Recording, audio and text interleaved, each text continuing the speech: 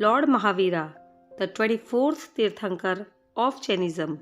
He was born in 527 BC into a Royal Kshatriya Jain family in ancient India, Vaishali, Nagari. His father's name was Siddartha and his mother's name was Trishla. He left his home and all materialistic possessions at the age of 30 in pursuit of spiritual awakening.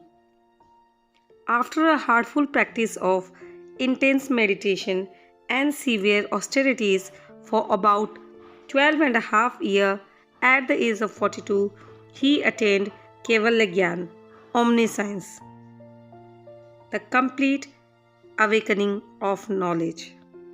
He then preached the teachings of truth and non-violence for next 30 years and finally attained liberation or moksha in the 6th century BC at the age of 72.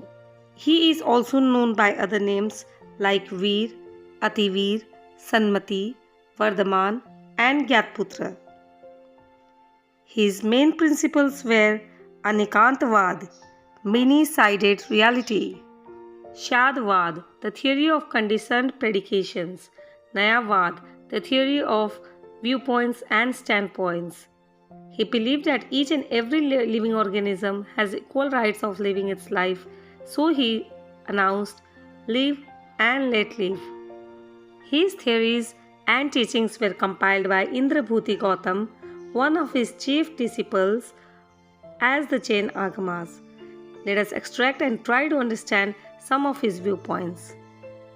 The greatest mistake of a soul is non-recognition of its real self and can only be corrected by recognizing itself.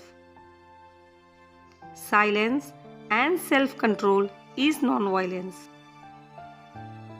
There is no separate existence of God.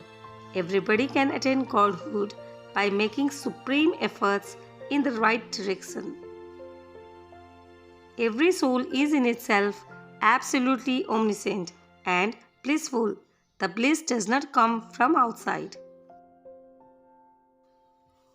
A living body is not merely an integration of limbs and flesh, but it is the abode of the soul which potentially has perfect perception, perfect knowledge, perfect power, and perfect bliss. Just as a threaded needle is secure from being lost, in the same way a person given to self-study cannot be lost. Only that science is a great and the best of all sciences, the study of which frees man from all kind of miseries. The unenlightened takes millions of lives to extirpate the effects of karma, whereas a man possessing spiritual knowledge and discipline obliterates them in a single moment.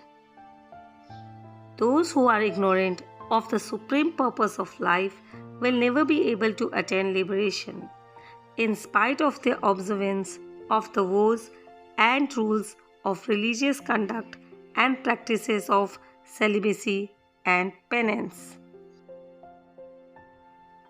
Fight with yourself. Why fight with external foes?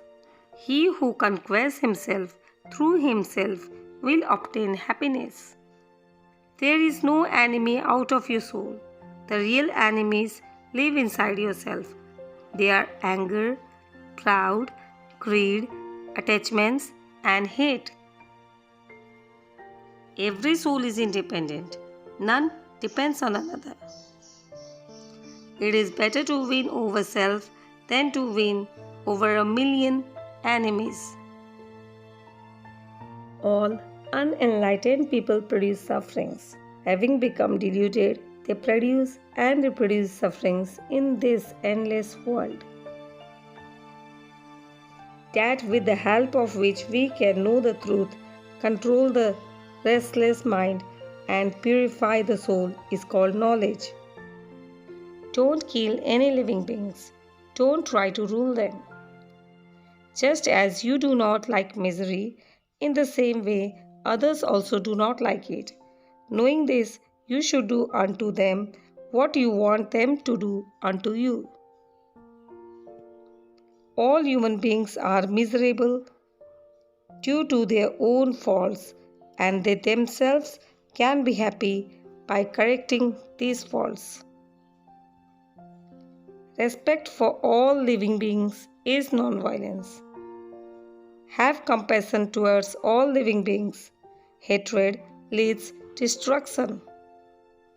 Don't be proud if you gain, nor be sorry if you lose. One who remains equanimously in the midst of pleasure and pains is a Sraman, being in the state of pure consciousness. Oh, self-practiced truth, and nothing but truth. Discipline of speech consists in refraining from telling lies and in observing silence. Do not speak unless asked to do so. Do not tell lies when asked to speak.